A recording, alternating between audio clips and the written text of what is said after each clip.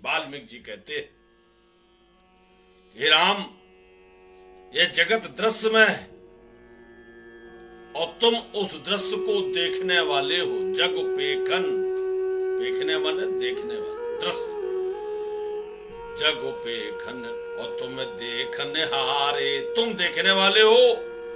विधे हर शंभु नचावन हारे, ब्रह्मा विष्णु और महेश को भी तुम नचाने वाले हो।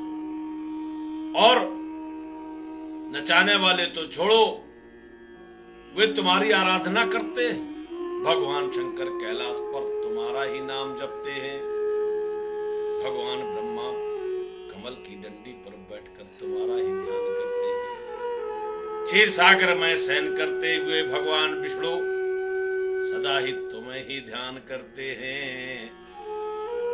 हे राम, फिर भी देव न जाने मरम तुम्हारा, वह भी तुम्हारा मर्म नहीं जानते हैं। पर मर्म कौन जान सकता, मैं अभी पहले मैं वर्णन कर चुका हूं कि मर्म कौन जानता, तुम्हारा मर्म जानता। इसलिए भक्त जब भगवान के चरणों में अपना सर्वस्व दे देता है तो केवल भक्त तो कह पाता है कि मैं तुम्हारा मर्म जानता हूं। कहे तुम्हार मर्म में जाना, मांगी नाव न केवट आना। कहे तुम्हार मर्म में जाना, मर्म क्या था वह जान गया था, ये साक्षात ईश्वर है। इसका वर्णन जब मैं केवट प्रसंग कभी आएगा तो मैं करूंगा कि कैसे जाना। परंतु यहां पर वाल्मीकि भी तुम्हारे देव न जाने मर्म तुम्हारा, वह भी तुमको पूर्ण रूप से नहीं जानते हैं। और तुम्हें को जानन हारा, और तुम्हें कौन जान सकता है, तुम्हें वही जान सकता है। सो जाने जेह देह जनाई। भक्तों के मन में आया होगा कि केवट कह रहा मैं तुम्हारा मर्म जानता हूं, तो और अभी मैंने कहा भक्त जानते हैं, तो क्या ब्रह्मा जी, ये भगवान विष्णु या भगवान शंकर, भगवान शंकर से बड़ा तो श्री राम का भक्त कौन हो सकता है। हाँ ठीक है, पर राम जी की इच्छा है वो किसे जनाए। मस्के करहे बिरंच प्रभु अजय मसकते हीन। ये तो ईश्वर भगवान राम की यह इच्छा है कि वे किसी मच्छर को ब्रह्मा बना दे और ब्रह्मा को मच्छर से भी हीन बना दे। और ऐसा संसार में होता है।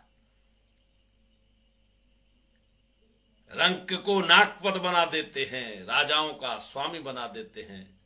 यह सब भगवान किस पर कृपा करते हैं। इसीलिए यहां पर वाल्मीकि जी कहते हैं, सो जाने जे देह जनाई। हे राम, तुम्हें वही जान सकता है जिसे तुम स्वयं जना दो। और जो तुम्हें जान जाता है तो जानत तुम्हें होए जाई। जो तुम्हें जान जाएगा, जो तुम्हें जान जाएगा वह तुम्हारे जैसा ही हो जाएगा, तुम्हारा स्वरूप हो जाएगा। तुम्हारे कृपा तुम्हें रघुनंदन। हे रघुनंदन, हे भक्तों के हृदय के शीतल करने वाले चंदन, जान है भगत भगत और चंदन। तुम्हारी कृपा से ही तुम्हारे भक्त तुम्हें जान जाते हैं। चिदानंदमय देह तुम्हारी, तुम्हारी जो देह है यह कैसी है, चिदानंदमय देह है। कैसी? श्री भागवत के श्रीमद् भागवत का प्रथम श्लोक कि सच्चिदानंद रूपाय विश्वोत्पत्त्यादि हेतुवे तापत्रय विनाशाय श्री कृष्णाय नमः। तीनों तापों को, दैहिक, दैविक और भौतिक, शारीरिक, भगवान के द्वारा दिए गए, और जो भौतिक ताप, सांसारिक ताप, तो दैहिक तापत्र विनाशाय श्री कृष्णाय नमः। और वही यहाँ पर लिखा है कि चिदानंदमय देह तुम्हारी, तुम सच्चिदानंदमय हो, विगत विकार जान अधिकारी। यह जो विकार है, दैहिक दैविक भौतिक, यह जो प्रकृति जन्य पंच महाभूतों की बनी हुई कर्म बंधन युक्त त्रिविध त्रिदेव इष्ट मायक, यह जो हमारा शरीर है, यह आपका नहीं है। और उत्पत्ति नाश वृद्धि क्षय, इनसे रहित है, इन विकारों से रहित है। इस रहस्य को अधिकारी पुरुष ही जानते हैं। आप कैसे हैं? नर तन धरे हो संत सुर काजा। आपने संतों के लिए और देवताओं के कार्य को करने के लिए यह मनुष्य शरीर धारण किया है। नर तन धरे हो संत सुर काजा, और कहो और करहो जस प्राकृत राजा। हे राम, और आप वैसा कार्य करते हैं, वैसे बोलते हैं, वैसे करते हैं जैसे प्राकृतिक के सांसारिक राजा लोग करते हैं। आप लीला कर रहे, आपने तो यह दिव्य शरीर धारण किया और आप लौकिक राजाओं की तरह बोलते हैं, उसी तरह आचरण करते हैं। राम देख लिए, वाल्मीकि जी कहते हैं, राम देख सुन चरित तुम्हारे। हे राम,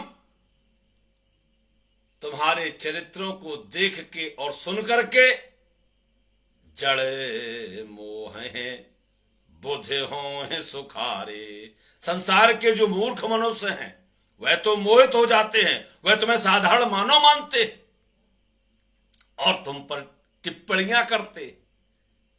लेकिन जो बुद्धिमान है, जो ज्ञानी जन है, वह सुखी हो जाते हैं। वह तुम्हारे चरित्रों को, तुम्हारी लीलाओं को ध्यान कर करके।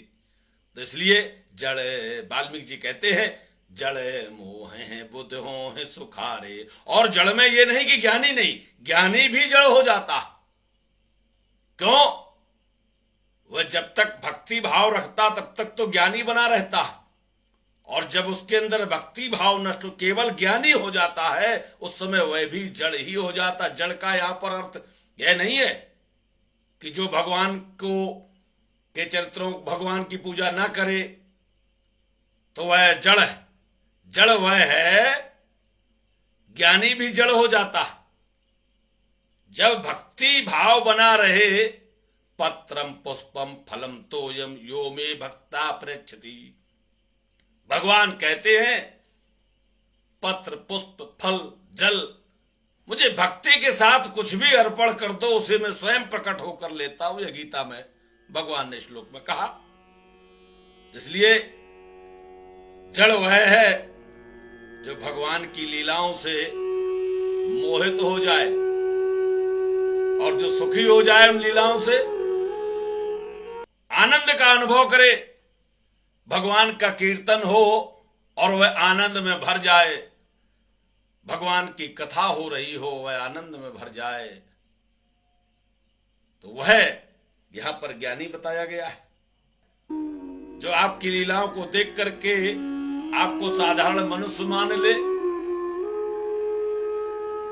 आप जब कहते हैं खगवर्ग है मधुकर सैनी, तुम देखी सीता मृग नैनी, तो जो मोहित हुए पुरुष हैं वो तो कहते भगवान सीता जी के विरह में दुखी है। तो अभी उन्होंने और तो सुना ही नहीं है, केवल इतना ही जानते हैं खगमर्ग है मधुकर श्रेणी। अगर थोड़ा सुंदरकांड में ही ध्यान दे दे तो सुंदरकांड में ही हनुमान जी के द्वारा भगवान ने अपना संदेशा भिजवाया है।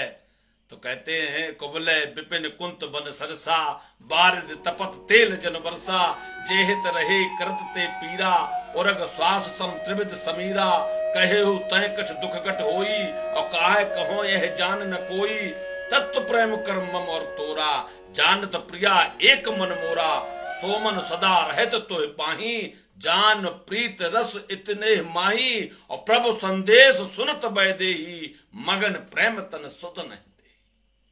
तो अगर सुंदर कांड की इस विरह व्यथा को जो भगवान ने बताया है हनुमान जी के द्वारा श्री जानकी जी को, तो ऐसे जड़ जो है वो तो बहुत मोहित हो जाते हैं। परंतु जो बुद्ध हैं, यहां पर बुद्धमान कहेगे, ज्ञानी कहेगे, जड़े मोहे बुद्ध हों सुखारे। तो जो सुखी हो जाए वह बुद्धिमान है। कि बुद्धिमान सुखी हो जाए ऐसा नहीं, जो सुखी हो जाए वही बुद्धिमान है। कि बुद्धिमान ही सुखी, तो बुद्धिमान यहां नहीं, जो सुखी हो जाए भगवान के चरित्रों को देख करके सुन करके वही बुद्धिमान है। इसीलिए वाल्मीकि जी आगे का कथा कहते हैं कि तुम जो कहो करहो सब साचा। हे राम, तुम जो कहो जो करो वह सब सत्य है। जस काछे तस चाहे ना चाहो। और आपने जो ये शरीर धारण किया है, और होना भी चाहिए, जैसा स्वांग भरा जाए वैसा ही आचरण भी तो करना चाहिए। और हमारे अंदर बस यही कमी है।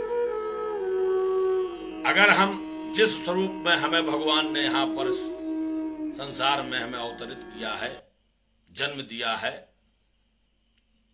तो उसी स्वरूप में हमें अपने आचरण को अपना कार्य करना चाहिए। हमें मनुष्य रूप दिया है, तो हम सबसे पहले मनुष्योचित आचरण करें।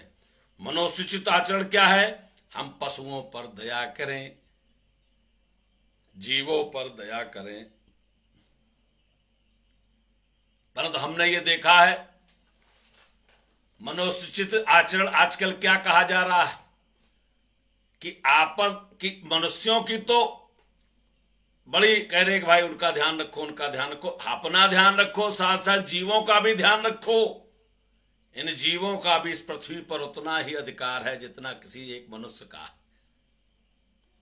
ये जो पशु इधर उधर घूम रहे हैं, इनके लिए भगवान ने स्थान दिया, जन्म दिया है। उन्हीं भगवान ने जिन्हें तुम्हें जन्म दिया, उन्हीं भगवान ने इन पशुओं को जन्म दिया और उनके लिए भी इस ये पृथ्वी में स्थान दिया है।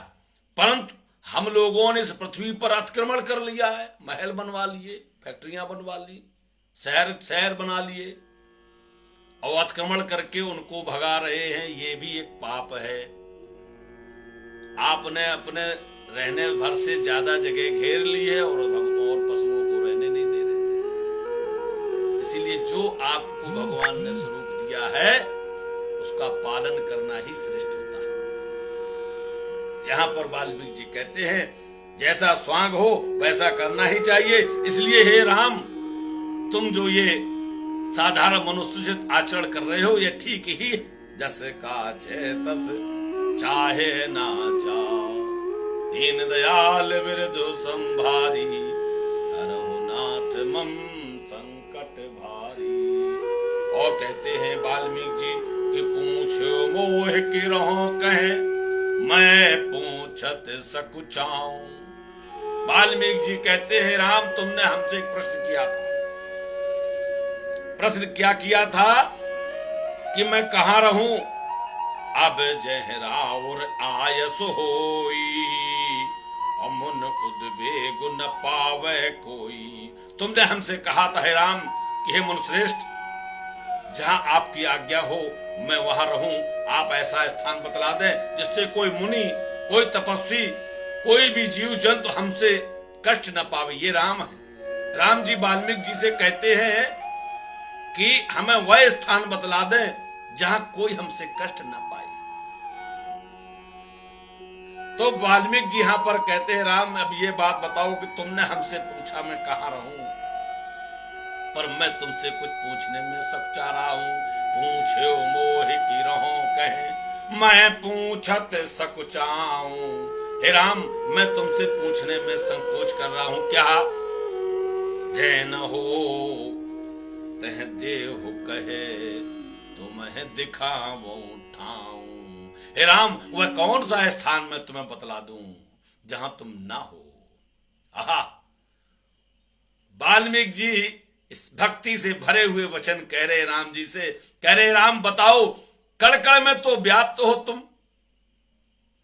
रोम रोम में तो व्याप्त हो तुम, रोम रोम प्रतलागे कोट कोट ब्रह्मांड, तुम्हारे तो रोम रोम में करोड़ों करोड़ों ब्रह्मांड लगे हुए। ऐसा कौन सा स्थान है जहां तुम ना हो, और तुमने अपना प्राकट किया भी है। जब दैत्यराज हिरण्याकश्यप बोला भक्त प्रहलाद से, तब तो तुम्हारा कोई अवतार होने वाला नहीं था। कहा जाता ना भगवान का अवतार होगा, जैसे दशावतार में छठा अवतार परशुराम जी का, सातवां श्री राम जी का, आठवां श्री कृष्ण जी का, नवां भगवान बौद्ध का, बुद्ध भगवान का, और 10वां हमारा कल्कि अवतार होने वाला है। ऐसा बताते हैं कई कई शास्त्रों में। बलराम जी को बताया गया अवतार, तो फिर 10वां अवतार कल्कि जी का हो जाता है। तो यहां पर कहते हैं कि यहां पर तो नरसिंह अवतार तो तुम्हारा कोई पहले होना नहीं था, परंतु भक्त ने अपने बल पे तुम्हारा अवतार करा लिया, क्योंकि हिरण्याकश्यप कहता है तुम्हारा भगवान कहां है। भक्त प्रहलाद कहता है कण कण में है, क्षण क्षण में है, प्रत्येक समय है। कण कण में है, हिरण्याकश्यप कहता पर क्षण क्षण में क्या होता है। भक्त प्रहलाद कहता क्षण क्षण में यह होता है कि जिस क्षण चाहोगे उस क्षण भगवान आ जाएंगे। हिरण्याकश्यप कहता मैंने तुम्हारे मुख से कड़कड़ तो सुना कि कड़कड़ में ईश्वर है, परंतु क्षण क्षण में ईश्वर क्या होता है। भक्त प्रहलाद कहते कड़कड़ में यह है कि प्रत्येक जगह व्याप्त है, और क्षण क्षण का मतलब यह है पिताश्री कि प्रतिपल आ सकता है, कभी भी आ सकता है ईश्वर। कहता तो बताओ ये खंबे में ईश्वर है, करे हाँ है, तो ये तो कड़कड़ में है, तो क्या अभी आ सकता, क्षण में है तो आ सकता है। और जो ही हिरण्याकश्यप तलवार लेकर निकलता है, खंबे से भगवान नरसिंह रूप धारण करके प्रकट हो जाते, खंब टूट जाता है। ऐसे भगवान इसी की जय न होते तुम्हें दिखाऊं ठाऊं। आप जहां ना हो मैं वह स्थान तुम्हें बता दूं। स्थान कहां है, अब कल की कथा में वाल्मीकि जी बताएंगे कि कहां कहां भगवान रह सकते हैं, उनके स्थान बड़े सुंदर स्थान बताए हैं कि भगवान का स्थान कहां होता है। लोगों को पता ना हो तो पता हो जाएगा कि वाल्मीकि जी ने बताया भगवान कहां कहां निवास करते हैं परमानेंट। तो दीन दयाल विरदु संभारी, हरहु नाथ मम संकट भारी।